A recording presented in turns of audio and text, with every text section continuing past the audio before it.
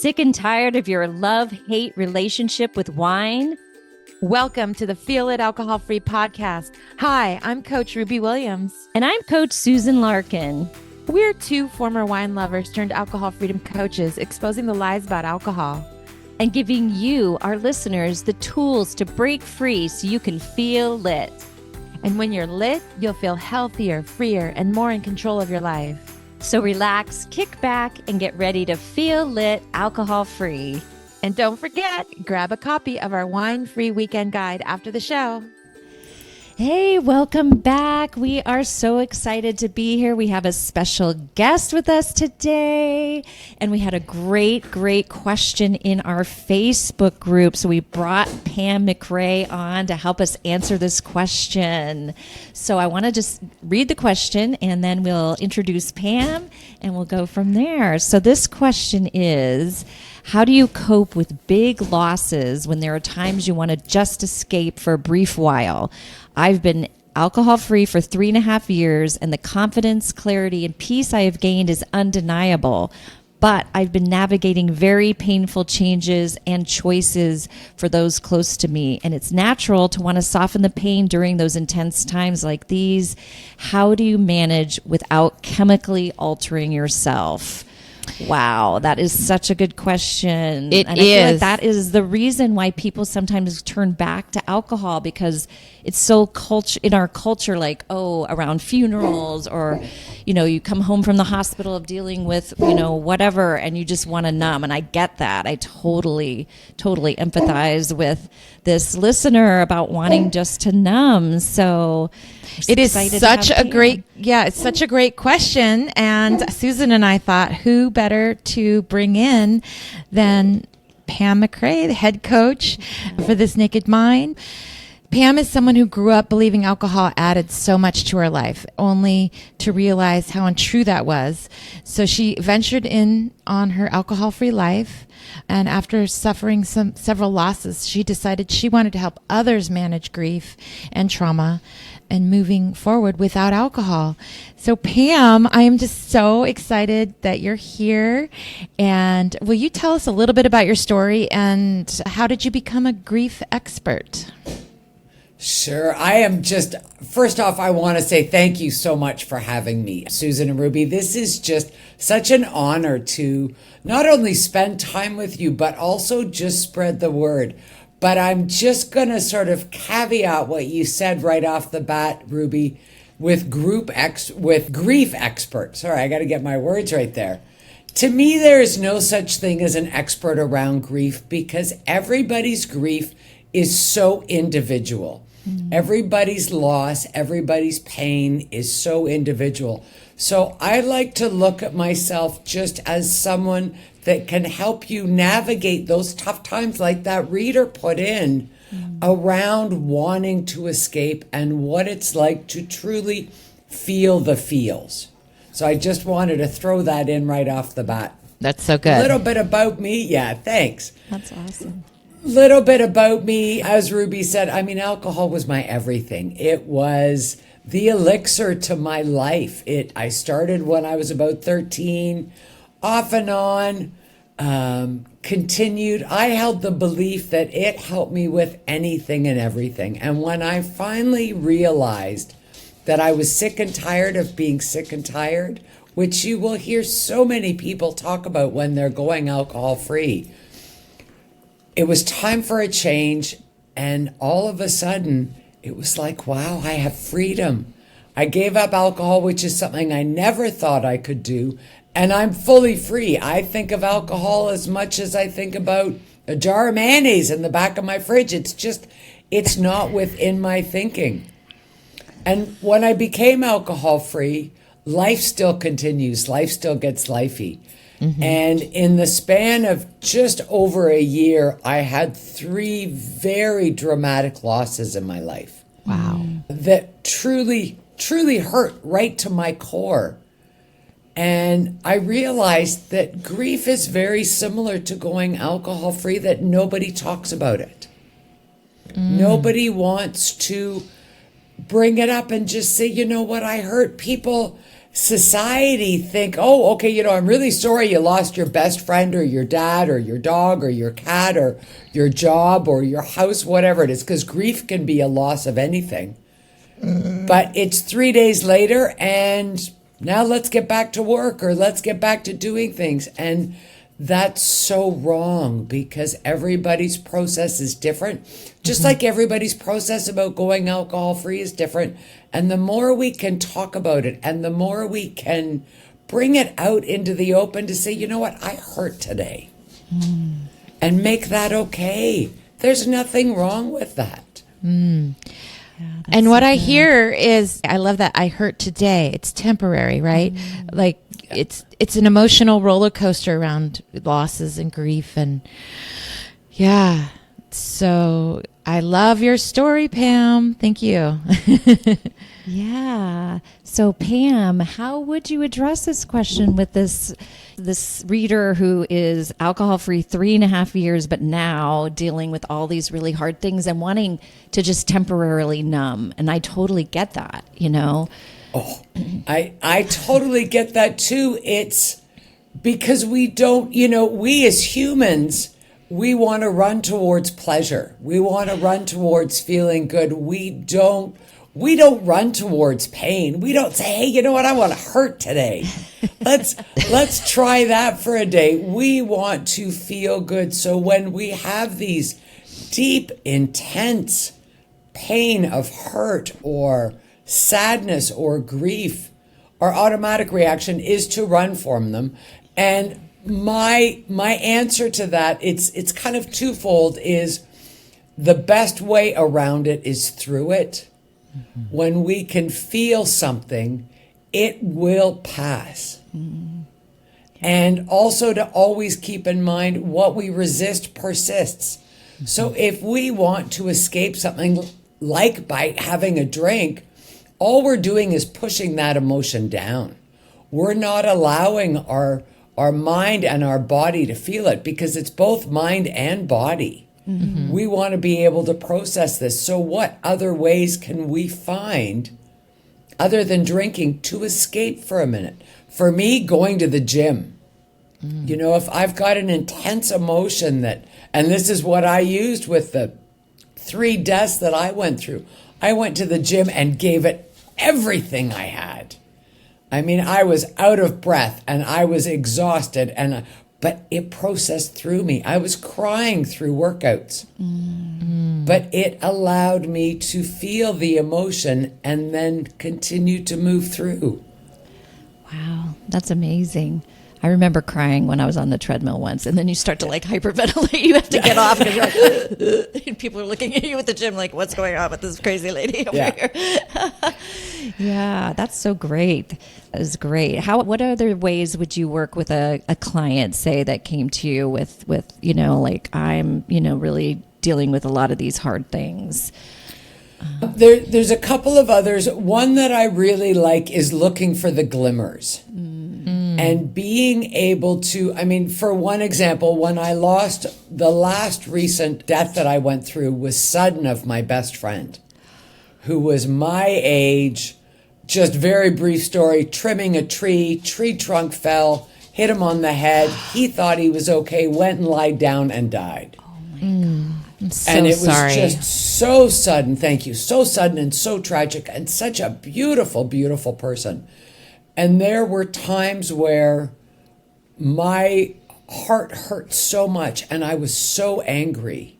And then something would happen, and it could be something as simple as my puppy coming over to me and just sort of nudging my arm, or the sun rising in the morning. And what I looked for was those little glimmers, something that made me smile just a tiny bit. And being able to notice those and see those, all of a sudden I was able to take a breath and say, okay, you know what? It hurts a lot right now.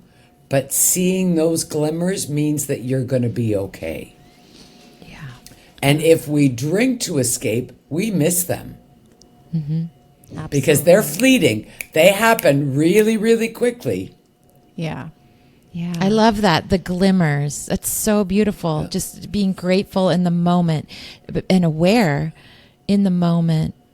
That's such a beautiful, I see that oftentimes with different, that word, the glimmers, and I love it. And you mentioned about like moving, and that just reminded me, like I just went through a move and I wanted to numb. I wanted to escape. I didn't realize it was going to be so challenging to go. You know, when you move, you're packing up all of your memories and you're going through all of your stuff and everything's coming up. So what I did was I just doubled down on my meditation and mindfulness. I did mindful guided meditations. I went back to, and it's kind of the same, just to process and hugging my dog. Oh, I love that one too. I had a lot of bagel hugs. But going through it in the moment, I just want to say too to this listener that I really relate. I call it like different things pop up that help me numb, and TV can be numbing for me. I don't know if it is but I can just like binge watch a show, and as long as I don't judge that, I just need that time to kind of be down, and that's okay, and it's entertaining. It's when I start judging it, I think, is when I have more of a problem with it personally, because I think we all do need downtime. We do need time to escape in a way, whether it's exercise or walking or meditation. And I'd love to hear what you do, Susan, too. Yeah.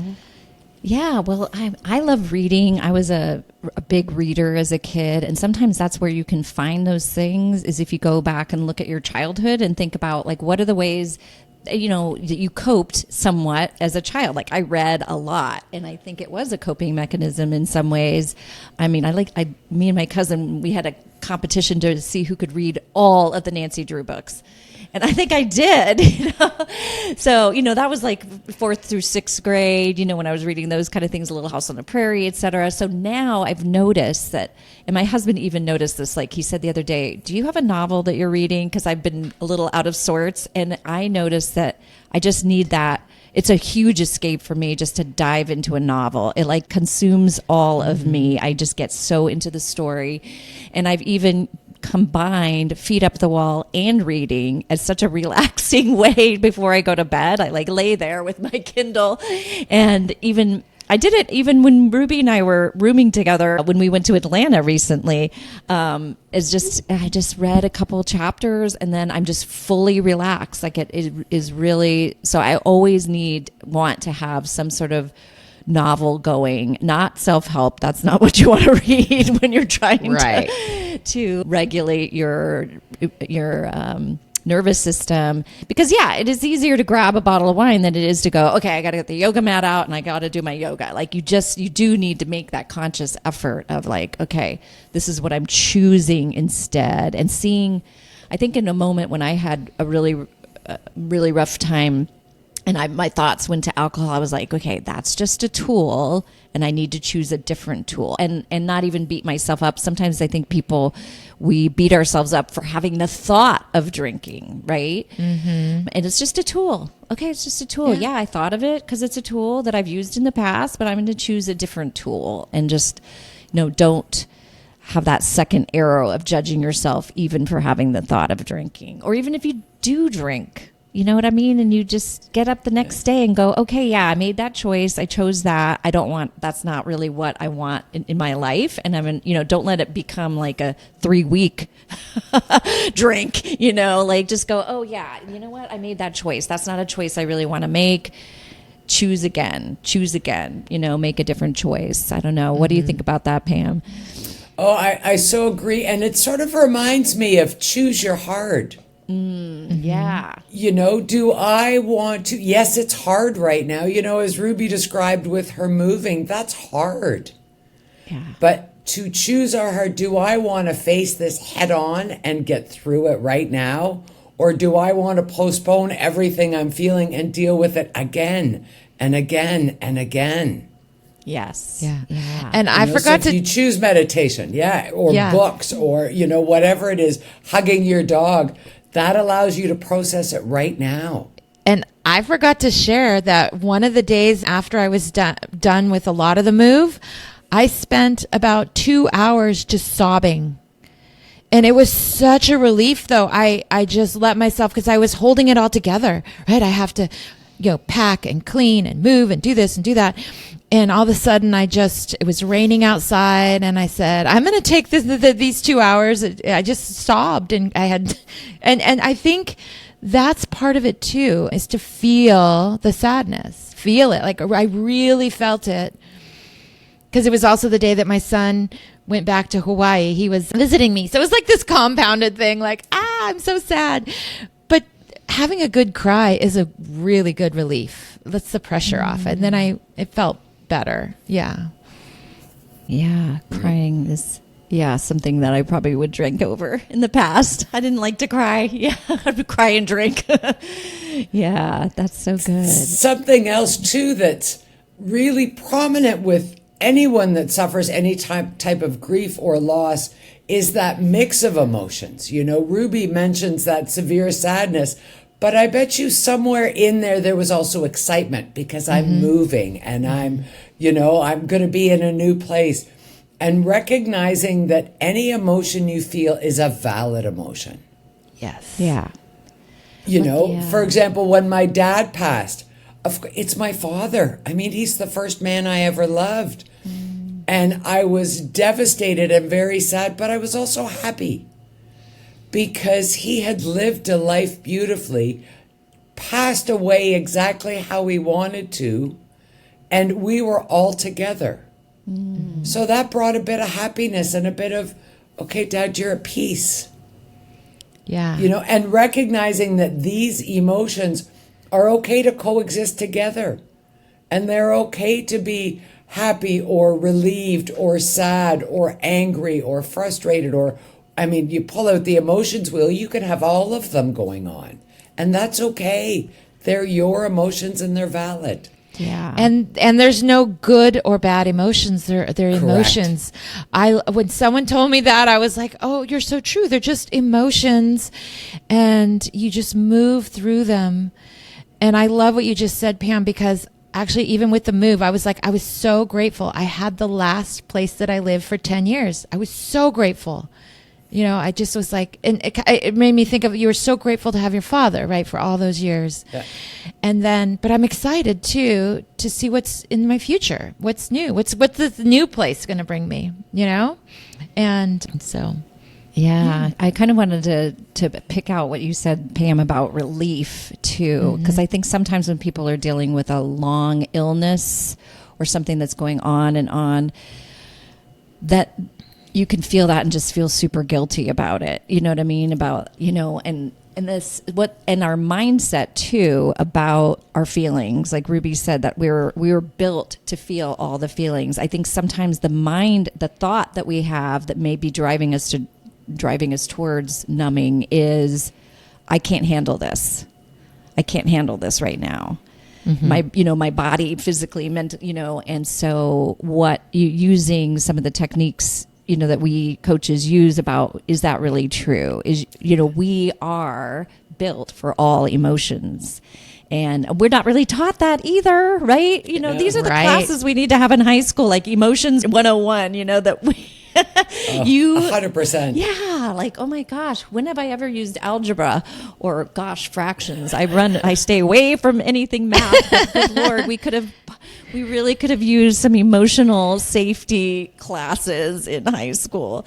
Just learning that, okay, you can feel all the emotions. You can sob for 2 hours, like, Ruby said, and you're going to still be okay. Your body was meant to feel all emotions. We just culturally say we can only handle the good ones, or even labeling them good or bad, right?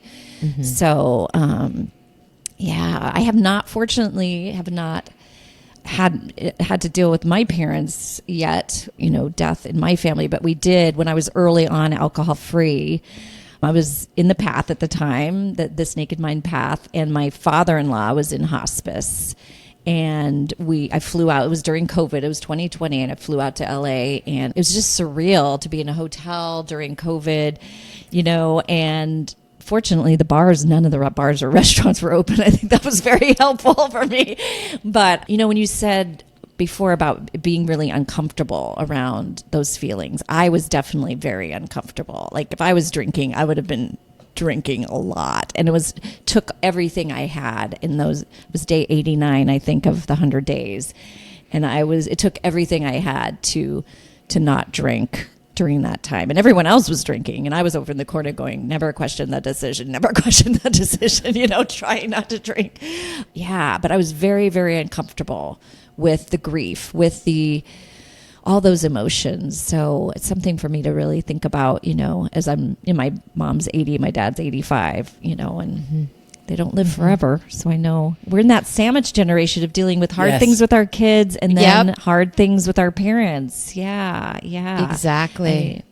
It seems like almost every client is dealing with one or both of those, teenagers or young adult children. Call them children sounds weird, but that, and then, or parents, the aging parents, that happens a lot. So when I go back to the question that was submitted, which was such a good question, I want, 3.5 years alcohol free. I'm 4.5 years alcohol free. I still am navigating wanting to numb and escape. And it's just a part of life. I think this is what life gets lifey. But it's all about what other tools. And I love this question you can ask yourself. How is numbing really going to help? That's a question you can ask yourself. And there's so many other tools, including journaling, breath work, all of these kind of tools that you can use to just slow yourself down, get present, and try to find a glimmer. Right, Pam? That's it. That's it, exactly. And also asking yourself, how will numbing myself help me? How will it allow me to move forward? How will it allow me to move through this? It's an automatic response. Again, we want to, the first word that comes to my mind is cower from these things. But we don't, if we stand tall and face them, even a power pose. Okay, I'm feeling really angry. I'm going to do a power pose. Bring it on. Let's feel these emotions. I can do this. Yeah. We can do hard things. You've already done all the hard things in life already, right? When you have that thought, like Susan was saying, that I can't handle this, but you can handle it. We can handle it without going to alcohol. We can. Yeah. And then how are you going to be available for this emergency? Like that I love hearing that from clients when they're like, oh, my son broke his leg and I was so grateful that I wasn't drinking that night so that I could drive him to the hospital. Right. And then of course you have all your faculties and you can ask the right questions. So it could be a super tough time with a long-term illness for a loved one. But if you're numbing with alcohol at night, every night, how much less faculties do you have? How much less wisdom? You don't have your spark to be able to care for them. And, all the things we know about alcohol is that, lessens your immune system. So then are you going to get sick because you're dealing with so much stress and then drinking over it, and, taking care of yourself too while you're navigating something really, really hard. Alcohol, as we know, is not a self-help. It does not help us, So, yeah, that's really a good thing to think about. And how does that make you feel? I can't handle this. I need to numb every night. Just would make me feel really unempowered and not versus I can handle this. And then just how that helps you tap into even more wisdom to be able to deal with this situation every day. If it's a long-term or just, sometimes life just throws, like with you, Pam, 3 things in 1 year. You're just like, everything comes like a tsunami at once, and then you get a flat tire on top of it, it's like, and you're like, excuse me, thank you. Yeah. So, yeah, oh my gosh. Life is hard. Life is lifey all the time, And when you think about it, especially going back to that statement, Susan, I can't handle it. If you stop just for a second and say, you know what, right here, right now, right in this moment, I'm handling it. Right now. Yeah. Just Right now. Just for this second, I'm handling it. Yeah. Yeah. And Yeah. all of a sudden that, okay, you know what, I am handling it just right now. Right. So maybe in 5 minutes, I'll be able to handle it again and continue that on with, right now, I'm okay. Yeah. I'm safe. It's hard, but That is I'm hard. okay. I'm safe. I'm standing. I'm breathing. I'm speaking. I'm talking. Okay, I can handle this. Yeah. Yeah. I use that tool too, where you kind of just get into your body. I put my hands here, but like, I'm safe, I'm loved, I'm okay. And it just puts you right into your body, into the present moment, and you are okay in the moment when you say those words. That's beautiful, Pam. And Yeah. it also made me think about, like, Pam, when you just said that about also being differentiated, like this idea of we don't have to, even though we're dealing with something really hard with another person, we don't have to jump into that person's boat and be completely overcome by that situation. We are better if we are ourselves and whole and taking care of ourselves in order to walk alongside that person or pull our boat up next to that person and be a support. But we are not serving them or ourselves if we jump into their boat and become overcome by everything that they're dealing with. And when my daughter was and she's out there with this, so she had an eating disorder when she was 24, and I just see so many young people having sort of this quarter century crisis. I mean, I just know so many friends who's have had this, not necessarily an eating disorder, but super big depression or anxiety, right when they get out into the world with their first job. So my daughter was in treatment, a month-long treatment for eating disorder, and they explained it so well there. They explained it because it's hard as a parent. She's an adult, she's 24, and we're her parent, and it's like, how do we... So they explained it as these dolphins. So when a dolphin's a baby, the dolphin carries the baby on her back, right, when they're children. Okay. And then the dolphin goes along, then the baby dolphin or the kid dolphin, I don't know what they're called, and swims alongside them. And then the mom dolphin goes in front and the baby dolphin follows. And then they're an adult and they swim off by themselves. So here, as a parent navigating with a child in this situation, we come alongside. We're not going to let the baby dolphin ride on us, but we come alongside and then we can lead. So it's just, I don't know. I love that analogy of okay, no, but we are coming alongside you. You are an adult, but we are coming alongside you to support you during this really hard time. And then maybe we can lead, and then maybe you will be able to go back out off on your own again. So I felt that was really a helpful analogy. Parents dealing with adult children going through hard things. I love it. Yeah. I love that too. Dolphins. Yeah, I know. I love dolphins too. Yeah. So, yay. So, well, I think we are at the time of our episode where we always ask each other, and we are asking our special guest here today, what you do, Pam, in your life to feel lit in your alcohol-free life. I love this question because I think it's so important to be able to recognize what it is to feel lit and what lights you up. And for me, I have two things. Being outside with my dogs, walking them every morning, that just lights up my day. That starts me on the right track. And I'm a big gym person. I love going to my classes and having that whole energy when I'm done the class. And it's like, you know what? I feel good. I feel lit. That's amazing. Those are my two. Awesome. And isn't it nice that you can do that every day? Yeah. I love that. To me, walking my dog also, I'm going to relate to that, Pam. It's it's the most beautiful part of my day is just getting out in nature in the morning, walking my dog. Just, I love it. That's especially being alcohol free now. Yeah. You know, I can remember because I've had dogs forever and I've walked them every morning forever. And there's so many mornings I had a hat on and a hood and just sort of looking down and, oh, I'm just doing this because I have to. And now, I mean, even this morning I got up and it's cold out here in Ontario, but the sky was this magnificent pink and there was clouds and the birds were chirping. And I thought, I'm present for all of that. And that lights me up. Oh, awesome. Hey, Pam, I think you're a member of our Facebook community, I think, of the Feel It. I am.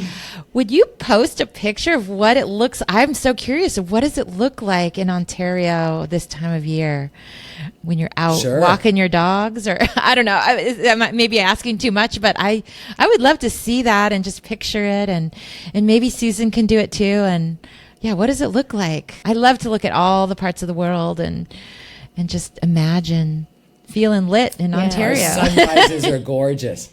I love being out walking when the sun is coming up. It's just magnetic because it's different every day. Yeah. Every day it's something different. Yeah. The world is a beautiful place. I mean, it's not beautiful in Connecticut right now. The daffodils are starting to bloom. There's a few.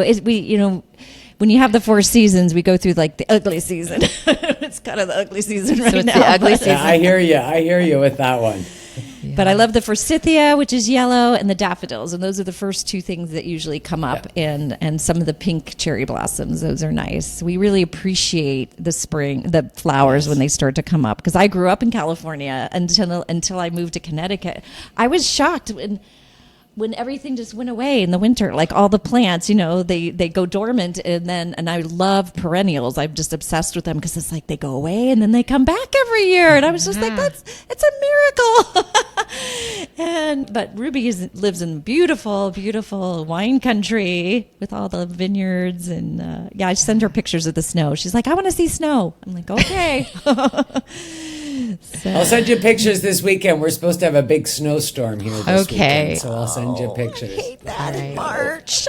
I don't want snow, but that's okay. It will melt. Yes, just like emotions that feel that you need to escape, it will all pass. This snow will melt. It's temporary. I love that. Perfect. Ooh, Perfect we could analogy. wrap this up with a bow and say, yes, that you're going through hard times and it's just a season of hard times. And the seasons change and the flowers will bloom again. There. How does that sound? I love it. Perfect. I love it. Awesome. Oh, so great. Well, thanks so much for listening, and we will see you next time. And thank you for joining us, Pam. See you next time. Yes, thank you so much. Thank you so much for having me. It's just been my honor to be with you two. Thank you. I loved it. It's been our honor having you here. Thanks so much for listening to Feel It Alcohol-Free Podcast. Do you have a question you'd like us to answer on the show? All you need to do is head over to Apple Podcasts and do 2 simple things. Leave a rating and review telling us what you think of the show. And in that review, ask us any questions you have about breaking free from wine or living an alcohol-free lifestyle. That's it. Then tune in to hear your question answered live. Don't forget to grab your copy of A Wine-Free Weekend at www.feelitpodcasts.com. And remember, do something today that will help you feel lit. See you next time.